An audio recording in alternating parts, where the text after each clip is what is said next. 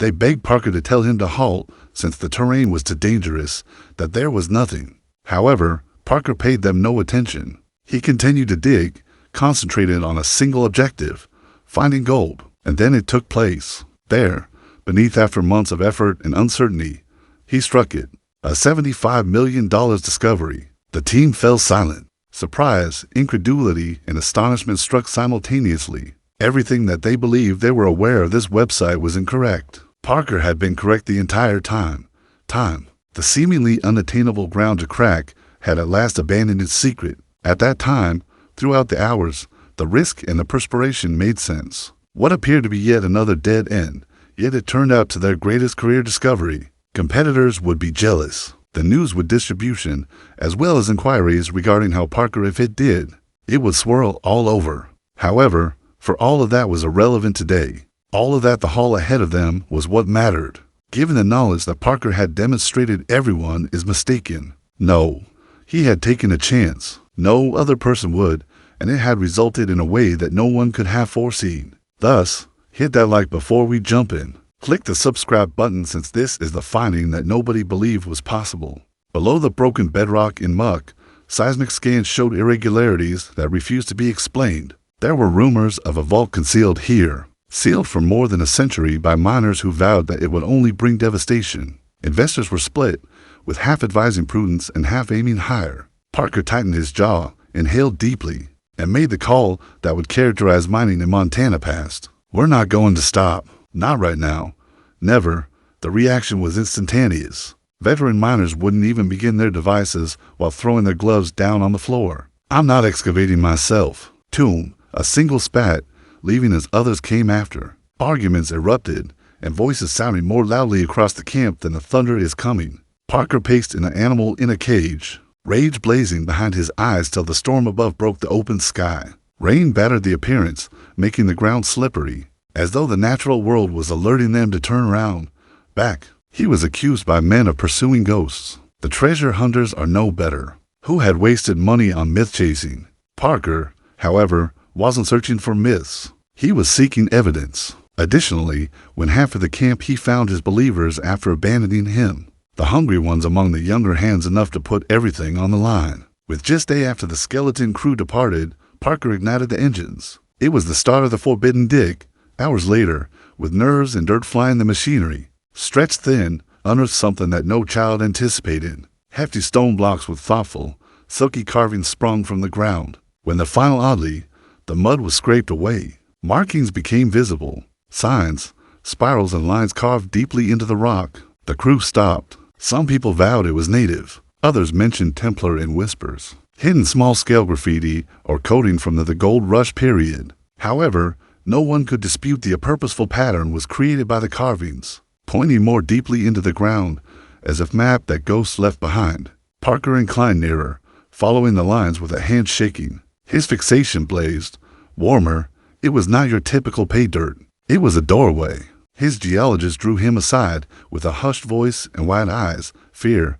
Parker, if we continue to dig, we might not merely discover gold. We might awaken anything that has been kept hidden for a long time. Cause. For a brief instant, the whole pit became motionless. The devices sat motionless. The hum of floodlights made every man feel those words' weight seeps into the ground. Underneath them, then, similar to the earth had been paying attention, that the warning was realized. The earth shifted, with a thunderclap that overpowered the engines. A mid-push bulldozer at the pit's edge stumbled ahead, as though dragged by invisible hands into the ground. Metal let out a scream. The device disappeared, and when the camp burst, there was a rolling collapse. Into anarchy. Alarms sounded, men yelled. Choking dust blanketed the air. Flooding lights pierced the mist. Beams spotting panicked miners' silhouettes rushed to yank one another away from sliding gravel. Parker stumbled back, a block of dirt crashing just in time, where he was only a few seconds ago. He came out coughing, mud-streaked face, red burning eyes with gold flecks stuck like glitter to his jacket. Evidence that he was chosen by fate. By way of the cavern wall exposed the dust itself, glimmering subtly like an animal exposing its epidermis to light. Parker saw risk where others saw it. Fate. The fall had not put a stop to the dig. It had shown the initial indication of below. Something far larger is waiting. However, A tragedy never remains hidden for long. Klondike, the following day. News had spread like a wildfire. Radios were humming with updates. Conflicting factions muttering about where there is no sanity. Parker Schnabel digs. The miner ventured. There were helicopters above, flying around like vultures. Their photographs taken by cameras of the gaping wound in the ground. All eyes into the gold fields now faced Parker's pit. Tony Beats was one of them, whose when he heard the men swear. He laughed. News, according to rumors, he was already putting together tools, committed to take down the website and remove Parker's revelation from beneath him. Competition, and there was no civility in the Klondike. Additionally, it was on the verge of turning into a war. Parker recognized the risks. If he gave in, he would lose everything now. Financing, credibility, possibly even his professional life. If he persisted despite the danger of collapsing, sabotage, or worse. He therefore doubled down. There were guards stationed all around. Slung over shoulders were rifles, and flood like a prison, light swept across the night. Towers. Parker-aligned miners pledged to shield the excavation from spies or intruders. It no longer felt like a mine in the camp. It resembled a stronghold. Fear is still ignored. Around the edges, a powder was the Klondike keg, every child observing, anticipating, estimating the likelihood that Parker would invest in gold or perish. His adversaries desired for him to be broken. His crew desired him. Be cautious. However, Parker had one desire, just the truth. Below the rock, waiting, when the drills bit, that reality emerged. Past the final block of obstinate, the soil and bedrock breathed out. Using a loud clatter, the wall cracked and the drill abruptly sank into empty air. Parker's team stopped and gazed down into an empty space that shouldn't have existed. They had violated a rule. Enormous floodlights were turned off. Cables, exposing a secret room extending beyond their beams, could get there. Lacking timber supports, the cavern was lined like bones with age, of a behemoth that has died. Every plank made a creaking sound, groaning beneath the weight of centuries, as if the room itself was resentful of their encroachment. Then it was captured by the light. The rivers of quartz that snakes across, thick as veins the walls, glistening with strands of unprocessed gold, star-shaped nuggets embedded and untarnished, gleaming against the rock. Ever since the ceiling of this room, the team went quiet.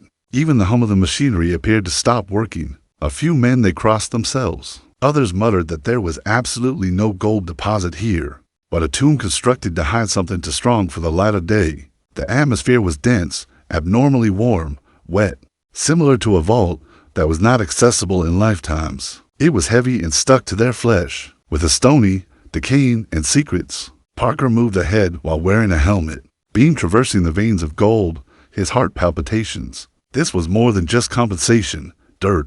There was more to this. Something that has the potential to make or ruin the Klondike's past. His palms shuddered, not out of fear, but because of the weight of insight.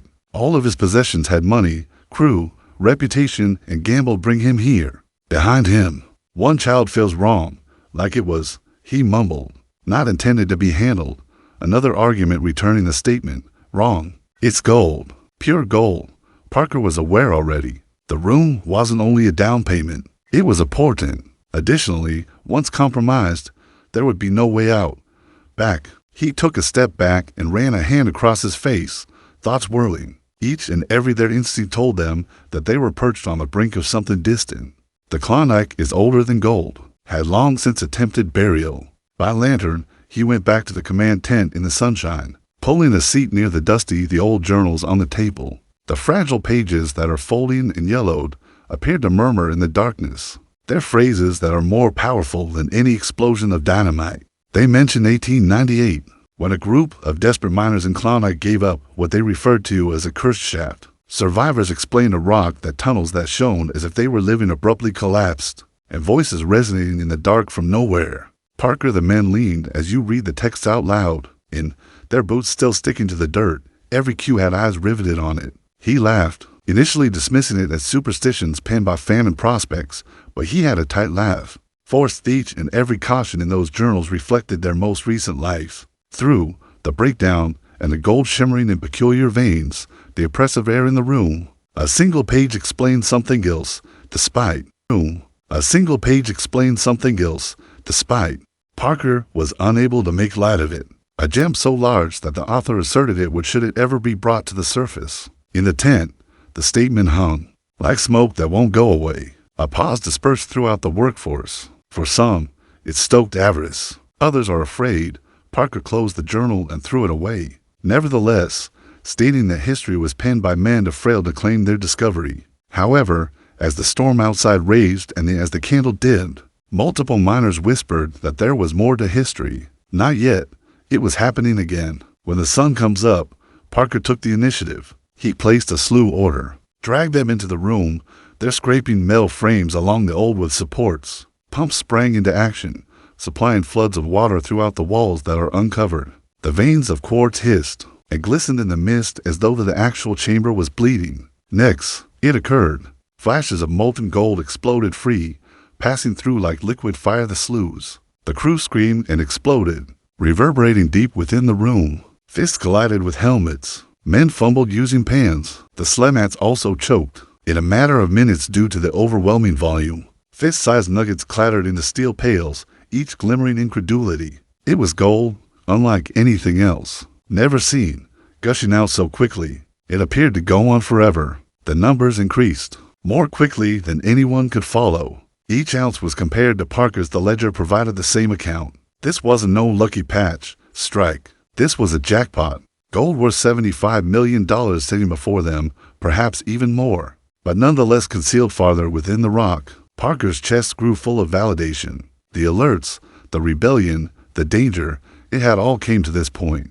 He announced the mine inside a mine, or chamber. Additionally, for initially, following the collapse, the joy erupted through the camp. Men gave each other claps, other on the back, and their terror submerged them. Beneath the gleam of good fortune. However, gold has the ability to transform happiness into anything darker. By the second evening, the atmosphere changed. Several of the miners themselves, who had urged Parker to halt and now requested their cut. "We risked our lives," yelled one. Arguments for "we deserve more than wages" occurred in the mess tent, pushing spilling matches into the mud. The avarice spread more quickly than the actual gold, destroying connections and friendships. Parker made an effort to control it by reminding that they would all lose if there was no order. Everything, however. His remarks reverberated off men with eyes that sparkled like sloughs themselves. Then the rumors surfaced, rumors that some camp members weren't devoted. A shovel went in the wrong place.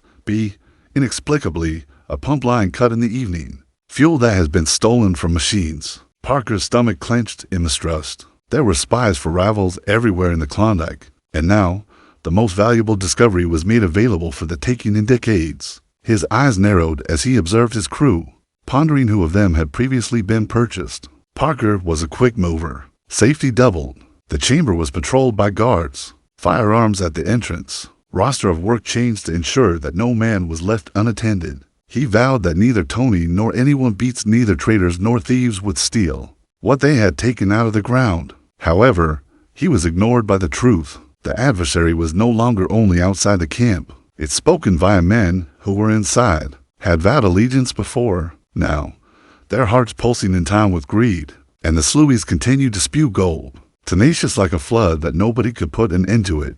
But Parker was unable to get rid of the he felt a knot in his stomach, that the sky had grown darker in ways that weren't belong to the night.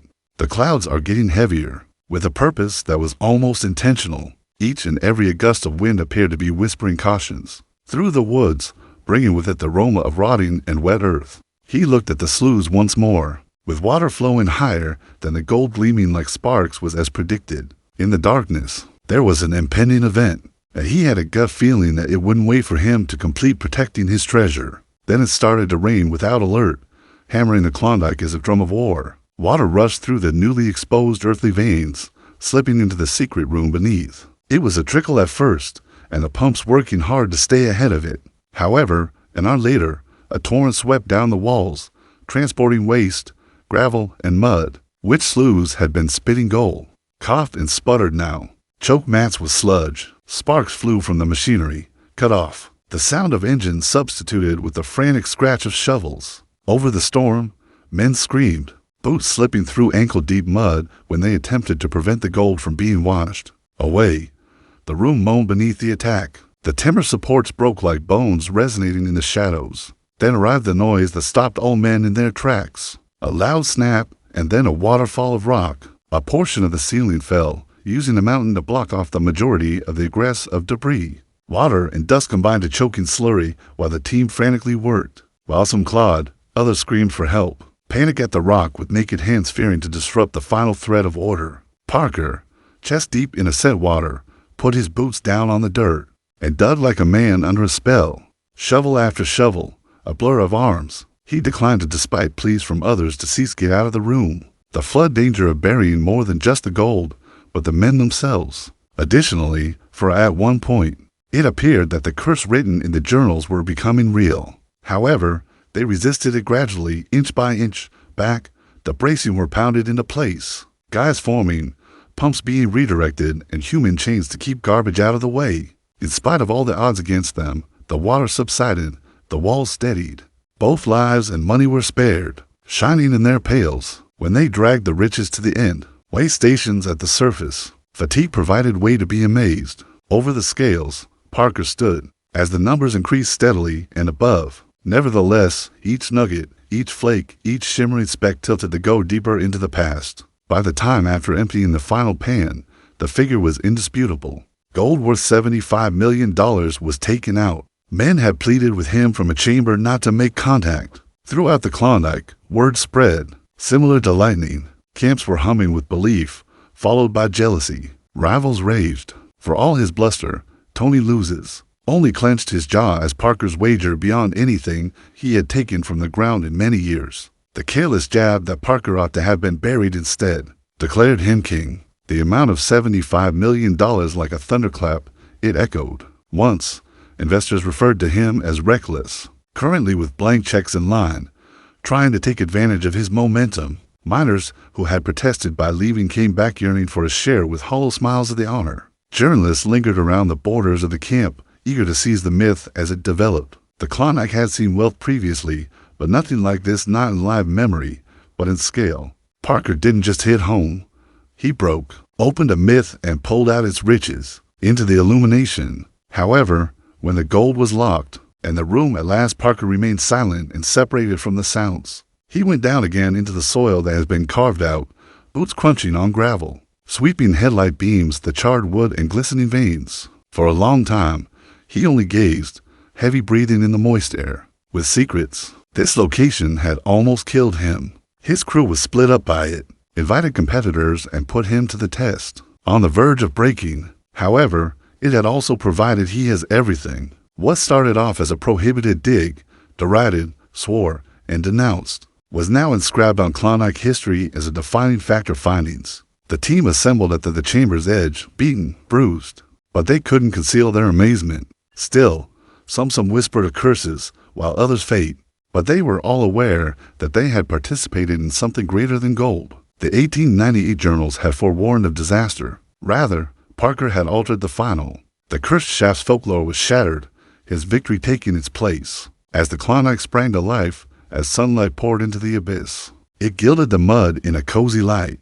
Parker got up, with arms crossed and gazes focused on the horizon. He had staked everything on gambling, funds, standing, connections, and even his personal life. And in spite of all, he had won. The earth had resisted him. The competitors had pursued him. Nature even had attempted to engulf him. However, Parker Schnabel left with gold worth $75 million and a legacy that could never be questioned again. The Klondike would always remember the day when he demonstrated each of them. Klondike would always remember the day when he demonstrated each of them.